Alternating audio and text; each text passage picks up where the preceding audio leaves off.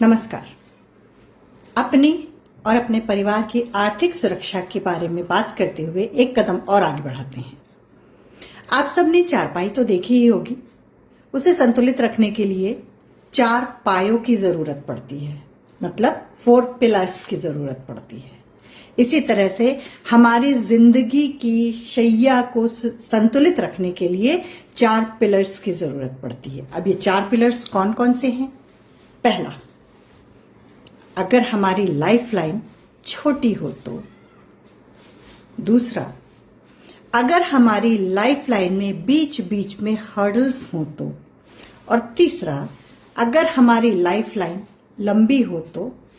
चौथा, हमारे जीवन में कंफर्ट देने वाली जितनी भी नॉन लिविंग थिंग्स हमने अपनी मेहनत की कमाई से इकट्ठा की है, उनकी सुरक्षा। एक एक करके बात करते हैं। अगर हमारी लाइफ लाइन छोटी हो तो, मतलब यदि यंग एज में ही किसी के साथ कोई कैजुअलिटी हो जाती है तो क्या परिवार आर्थिक रूप से सुरक्षित होगा?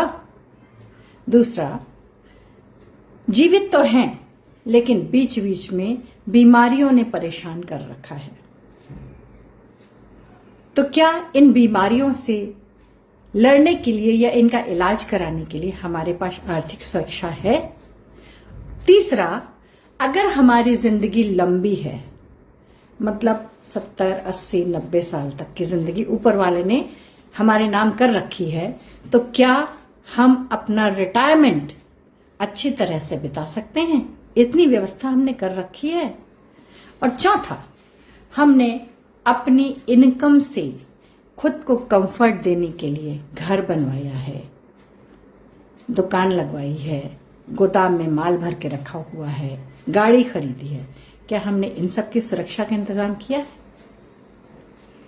पहले नंबर पर चलते हैं। जिंदगी अगर छोटी हो तो। अगर जिंदगी छोटी है तो उसके लिए सबसे पहले हमें अपनी सुरक्षा का मतलब टर्म प्लान लेना बहुत जरूरी है। सेकंड पिलर, बीच में हर्डल्स जो आ जाते हैं बीमारियों के रूप में, तो हमने अपना और अपनी फैमिली का फैमिली फ्लोटर हेल्थ इंश्योरेंस कराना बहुत जरूरी है। यह हमारे जीवन का दूसरा पिलर है। और तीसरा पिलर, हमारे रिटायरमेंट के लिए हमें वर्किंग स्टेज में रहते हुए ही पेंशन की व्यवस्था करवाना बहुत जरूरी है, क्योंकि आजकल पेंशन बंद हो चुकी है और रिटायरमेंट के बाद फाइनेंशियली इंडिपेंडेंट होना हमारे लिए बहुत जरूरी है। और चौथा, जैसे कि मैंने आपको पहले ही बताया है कि अपने द्वारा इकट्ठी की गई एसेट्स का जनरल इंश्योरेंस में प्रोटेक्शन करवाना बहुत जरूरी है। तो ये 4 पिलर्स हैं जो हमारे जीवन की शैया को संतुलित रख सकते हैं। अब इन 4 पिलर्स के बारे में डिटेल में हम आगे बात करेंगे। मैं फिर उपस्थित होंगी। नमस्कार, आपकी इंश्योरेंस गाइड।